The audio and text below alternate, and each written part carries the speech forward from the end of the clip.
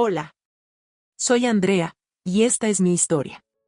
Una historia de engaños, mentiras y un camino inesperado hacia la venganza. De esas veces en las que todo parece perfecto, pero hay algo en el aire que no cuadra. Algo que te hace sentir que tal vez, solo tal vez, algo no va bien. Algo que te hace abrir los ojos y ver lo que te han estado ocultando.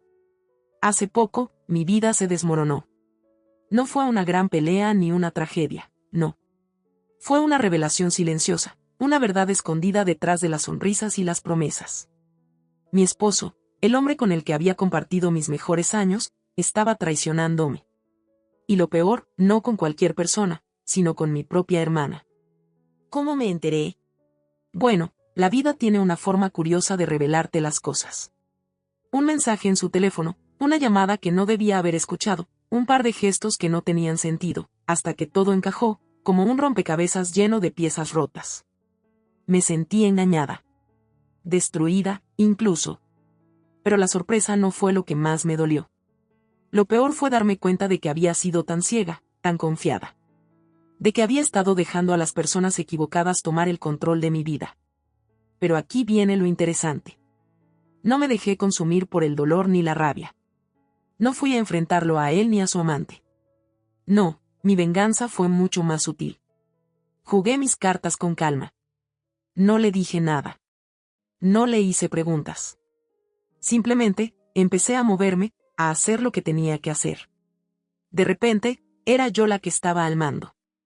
Hoy les contaré cómo todo esto cambió mi vida, cómo decidí no ser una víctima, cómo me tomé mi venganza en mis propias manos. Pero no se preocupen, no fue una venganza ruidosa, ni escandalosa. No fue algo que les hubiera esperado. Yo siempre fui una mujer tranquila, sin problemas. Pero a veces, las apariencias engañan. Empezó con llamadas misteriosas en medio de la noche. Mi teléfono sonaba a deshora con el nombre de Carlos parpadeando en la pantalla, y al día siguiente él lo atribuía a un error, una llamada perdida que ni siquiera dejaba mensaje. Siempre fiándome de su excusa, hasta que una noche, por pura intuición, toqué su celular en la mesa del estudio y vi un chat de WhatsApp abierto con una marca de un beso lleno de mensajes como "te extraño y cuando nos vemos". Mi corazón se aceleró, bajé la mirada y salí sin decir palabra. Poco después, mi hermana Sofía empezó a comportarse de forma extraña. En nuestra cena juntas, desapareció al baño y tardó demasiado, evitando mi mirada al volver, como si la culpa la consumiera. Una mañana recibí un correo de ella invitándome a celebrar la apertura de su nueva oficina, con un entusiasmo tan forzado que mi instinto me gritó que no era una simple celebración familiar. El jueves, elegante y con un ramo de flores en la mano, subí al piso 12, al asomarme al despacho, la vi a ella riendo junto a mi esposo, él mirándola con una familiaridad que heló mi sangre. No era esa sonrisa de hermano, sino la complicidad de amantes. Retrocedí en silencio, bajé las escaleras sin que me vieran, y caminé sin rumbo hasta sentarme en un banco bajo un árbol, con las llaves apretadas en el puño y las lágrimas ardiéndome los ojos. Lloré no por ellos, sino por mí, por la Andrea que creyó en el amor incondicional y en la lealtad familiar. Fue en ese momento, entre sollozos y rabia contenida, cuando supe que no habría confrontación estruendosa ni reproche sin sentido. Me prometí guardar silencio, observar, aprender y trazar un plan implacable. Así arrancó todo, con mi confianza rota y mi voluntad templándose como acero en el yunque de la traición. Desde ese banco bajo el árbol regresé a casa con el corazón desgarrado, pero con la mente fría como el acero. Sabía que no podía actuar impulsivamente, así que comencé a vigilar cada movimiento de Carlos y Sofía sin que lo notaran. Revisé mis propias cuentas bancarias y, en secreto, abrí nuevas transferencias hacia mí misma. Me aseguré de que cada centavo que yo había aportado al matrimonio quedara bajo mi control antes de que ellos decidieran repartirse todo. Mientras tanto, los observaba, interceptaba llamadas desde mi teléfono secundario, anotaba horarios de sus salidas y entradas, y comprobaba cómo hablaban en voz baja al verme llegar. Fue entonces cuando contacté a un investigador privado de confianza para confirmar lo que ya intuía: documentos, fotografías, pruebas de pagos encubiertos, todo debía estar listo. Al mismo tiempo, mantenía mi vida diaria exactamente igual. Desayunaba con Carlos como si no pasara nada, reía con Sofía cuando venía de visita, fingía ignorar la tensión que flotaba en el aire. También cambié las cerraduras de la casa ajenas a su vista y transferí títulos de propiedad a mi nombre. Cada paso lo di en la clandestinidad mientras ellos creían que me habían vencido. En las noches, revisaba el expediente que iba engrosando con recibos y correos electrónicos, y sonreía ante el poder de mi silencio. Lo mejor de todo era su confianza en que yo nunca descubriría su secreto, y yo la utilizaba contra ellos. Preparé un contrato de compraventa camuflado tras una tercera persona para adquirir la que sería la nueva vivienda de Sofía, convencida de que sus planes serían perfectos. Alguien me preguntó si estaba preocupada por su traición, y simplemente respondí, no, ahora soy yo quien tiene la ventaja. Así, sin un solo reproche en palabras, sin escándalos públicos, construía mi venganza piedra a piedra, segura de que el momento de revelar mi jugada definitiva estaba cada vez más cerca. La mañana de la supuesta gran inauguración de la oficina de Sofía llegó sin que ella sospechara nada. Yo misma había alquilado un salón elegante en un edificio contiguo y le había encargado un catering idéntico al que ella había planeado, para que creyera que todo seguía su curso normal. Mientras ella colgaba un ramo de globos y posaba para las fotos junto a Carlos, yo observaba a distancia, fingiendo ser una invitada más, con mi copa de champán en la mano. Nadie advirtió que el ramo que decoraba la mesa principal llevaba discretos sobres con los nuevos poderes notariales que habían trasladado la titularidad de mi cuenta bancaria y de la hipoteca de nuestra casa a mi nombre, dejando sus nombres fuera de cualquier documento legal. En un momento preciso, el micrófono cayó en mis manos y pedí la palabra para felicitar a la gran emprendedora que era mi hermana, agradeciendo su confianza y compañerismo. Con voz firme y pausada, anuncié que, tras consultar con mi abogado, había procedido a cancelar automáticamente todas las cuentas mancomunadas y cualquier firmado de hipoteca que no contara conmigo, pues esa oficina ya no existía legalmente para ellos, sino para mí. El silencio se prolongó unos segundos interminables antes de que Sofía soltara un gemido de incredulidad y Carlos se pellizcara el labio, horrorizado al descubrir en su móvil el correo masivo en el que, además, revelaba la compraventa de la oficina que ella creía estrenar. Yo era ahora la legítima propietaria. Mientras la multitud sacaba sus teléfonos para captar el desconcierto de la pareja, me di la vuelta con una ligera sonrisa y caminé hacia la salida, sabiendo que mi venganza había sido impecable, sutil e irreversible. Tras el estruendo de mi anuncio, el murmullo se convirtió en caos, invitadas que susurraban, camarógrafos improvisados y el rostro desencajado de Carlos al entender que yo controlaba no solo nuestras cuentas, sino también el contrato de arrendamiento de la oficina y de la casa familia. Sofía se quedó muda, temblando, mientras yo recogía mi bolso con toda la calma del mundo y, antes de salir, les lancé una última mirada. Les recomiendo que revisen bien sus correos y contraseñas. Lo que hoy comienza, no tiene vuelta atrás. Al cruzar la puerta, la asistente me pasó un mensaje de Carlos implorando una reunión privada, pero yo apreté los labios y, sin contestar, me dirigí a mi coche, pensando en la libertad que sentía al no depender de nadie más. Esa misma tarde, mis llaves nuevas me abrían el portón de mi casa, la misma que ellos creían nuestra, y al entrar, apagué las luces de la sala común y encendí la lámpara de mi despacho. Estaba sola, pero era la dueña absoluta de mi vida. Mientras desenfundaba los documentos de la hipoteca, comprendí que mi silencio había sido más letal que 1000 reproches. Había ganado no solo la batalla de los bienes, sino también la fortaleza para pasar página. Esa noche dormí profundamente, sin sueños turbios ni remordimientos, lista para lo que viniera, porque ahora era yo quien marcaba las reglas. A la mañana siguiente, los titulares de mi correo eran una avalancha de mensajes con asuntos como solicitud de reversión de transferencia, reclamación de derechos de propiedad y cese inmediato de pagares. Sofía y Carlos, desbordados por la vergüenza y la furia, habían recurrido a abogados que llamaban una y otra vez a mi asistente pidiendo explicaciones, pero yo no respondía. En mi mente resonaba aún aquella frase, no hay vuelta atrás. En lugar de eso, pasé el día firmando documentos que confirmaban mi independencia, cancelé la tarjeta de crédito familiar, disolví el aval que mantenía el coche a su nombre y tramité mi propio contrato de arrendamiento con una inmobiliaria de confianza. Mientras ellos gastaban miles en pleitos legales, yo reservé un viaje de fin de semana a la costa, donde pude ver el mar desde un balcón silencioso y sentir por primera vez en meses que todo el peso de la traición quedaba atrás. Al regresar, encontré en mi buzón una carta de Carlos implorando una reunión. La dejé en el suelo junto al recibo de mi nuevo préstamo para un pequeño despacho propio. Esa tarde, al salir a caminar por el barrio, escuché murmullos de vecinos comentando viste que ella lo dejó sin nada, y en lugar de sentir rabia, sonreí con serenidad. Porque, mientras ellos rastreaban cláusulas y fechas de vencimiento, yo descubrí algo más valioso, mi propio valor y la libertad de decidir mi destino sin depender de nadie. Una semana más tarde, mi día arrancó con el pitido urgente de correos nuevos. Una notificación de la corte informaba que Carlos y Sofía habían presentado una demanda para anular las transferencias que yo había gestionado.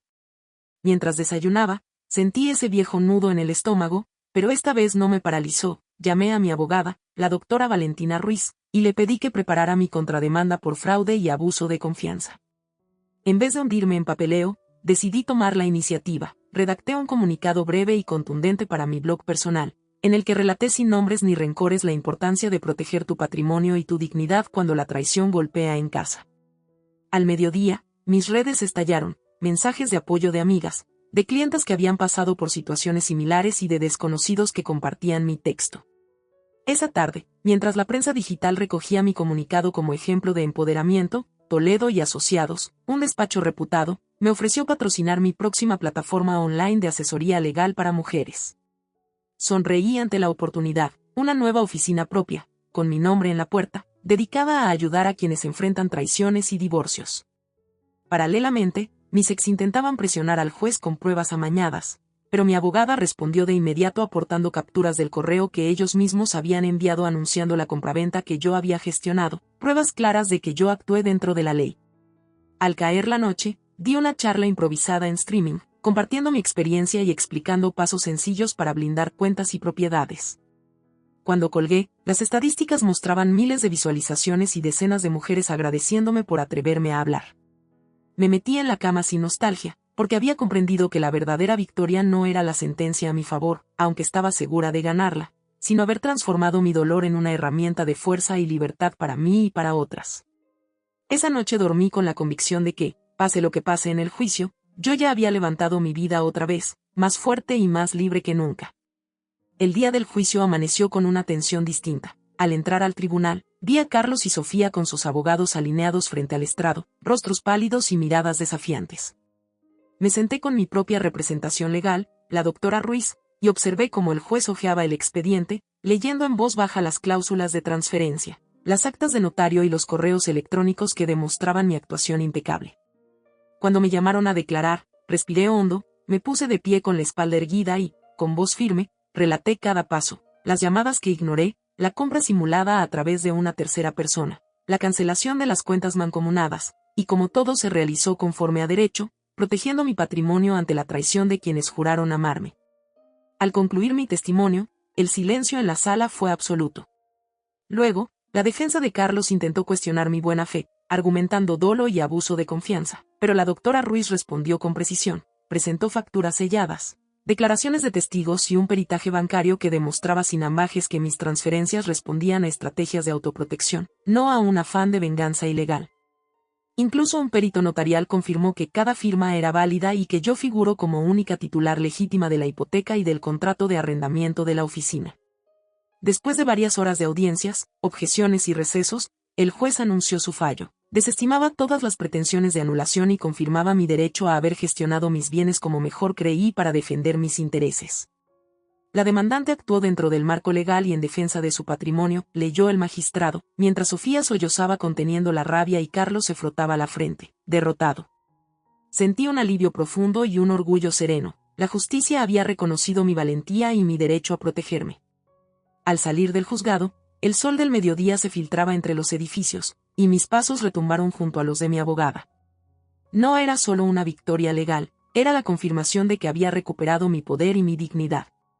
Frente a la puerta, me detuve, cerré los ojos un instante y pensé en lo que había aprendido, que a veces el silencio y la prudencia son las armas más afiladas, y que defenderse con inteligencia y ley vale mucho más que cualquier escándalo público. Luego abracé a la doctora Ruiz y, con una sonrisa de libertad y determinación, me encaminé a construir mi futuro sin ataduras ni traiciones. Después de la victoria en los tribunales, mis días dejaron de girar en torno al rencor y la venganza para centrarse en algo mucho más potente, mi propio renacer. Con el fallo a mi favor, abrí oficialmente mi despacho de asesoría legal, bautizado como Libre y Clara, un espacio luminoso en el centro de la ciudad donde cada rincón estaba pensado para transmitir seguridad y esperanza. En la inauguración, entre los brindis y las palabras de felicitación, me miré al espejo de la entrada y vi a una mujer distinta, firme, dueña de su voz y sus decisiones. Semanas después, impartí mi primera charla magistral ante un auditorio lleno de mujeres que, como yo, Habían sufrido traiciones y pérdidas. Conté mi historia sin dramatismos. Hablé del silencio inteligente, de la importancia de blindar cuentas y propiedades, y de cómo convertir el dolor en una plataforma de empoderamiento. Vi lágrimas de reconocimiento, vi rostros que recuperaban la confianza, y me di cuenta de que mi experiencia no era solo un trofeo personal, sino una bandera para quien necesitara levantarla. Al caer la tarde, regresaba a mi nuevo apartamento, un piso tranquilo con balcón y vistas a los árboles del paseo, un lugar que pagué con mis propios ahorros y donde cada mueble y cuadro elegí pensando en la paz que merecía. Allí, despierte cada mañana sintiendo el canto de los pájaros en lugar de la tensión de un hogar traicionero. En la cocina, preparaba café y repasaba la agenda del día, asesorías, reuniones con ONG que querían colaborar, un podcast que comenzaría a grabar sobre temas legales y emocionales. Una tarde, recibí un mensaje inesperado de Sofía: solo quería decirte que lo siento, y que te admiro por tu fuerza. Pensé en responderle con frialdad, recordándole el daño, pero preferí escribirle: gracias por tus palabras. Yo también espero que encuentres paz. Cerré la app y sentí que, por primera vez, mi corazón palpitaba liviano, sin el peso de la ira. Esa misma noche, mientras el timbre de mi puerta anunciaba la llegada de una amiga a cenar, sonreí de verdad. Me di cuenta de que mi venganza no había sido solo recuperar lo perdido, sino redescubrir mi valor, trazar mi propio camino y convertir el capítulo más oscuro en el prólogo de una vida nueva. Llegó mi amiga con vino, nos sentamos junto al ventanal y, con la ciudad iluminada a nuestros pies, brindamos por el futuro. Porque la verdadera victoria no está en la restitución de bienes, sino en el renacer del espíritu, y yo, finalmente, estaba libre para volar. Ahora, cuando cierro los ojos antes de dormir, ya no escucho el eco de la traición, sino el latido firme de mi propio corazón. Aprendí que la verdadera libertad no nace del perdón a quienes te lastimaron, sino de la decisión consciente de no quedar atrapada en su juego. En mi despacho libre y clara, cada historia que recibo me recuerda el poder de convertir el dolor en valentía y la humillación en dignidad. He visto cómo mujeres recuperan sus bienes y, sobre todo, se reconcilian con su propia fuerza. He acompañado a quienes creían que no tenían a dónde ir y hoy caminan erguidas hacia un futuro que ellas mismas construyen. A veces recibo llamadas de Carlos y Sofía, suplicando un arreglo, pero en mi interior ya no late la misma urgencia de justicia. Su lección fue valiosa, pero la pagué en silencio y ya cobré mi precio. Mi vida hoy es un terreno sembrado de confianza. Me despierto sin miedo a las sorpresas, con la libertad intacta y la certeza de que mis límites son inquebrantables. El lujo más grande que me regalé fue darme a mí misma una segunda oportunidad, sin rendirme al resentimiento ni a la venganza vacía. Si algo quisiera dejarles como legado, es esto: cuando descubras la traición de quienes juraron amarte, no caigas en su juego. Recoge tus piezas, refúgiate en tu verdad y levántate con la determinación de protegerte. Porque la mejor victoria no se ostenta en tribunales ni en transferencias bancarias, sino en el renacer de tu espíritu, más fuerte, más libre y dispuesto a volar alto, sin mirar jamás atrás.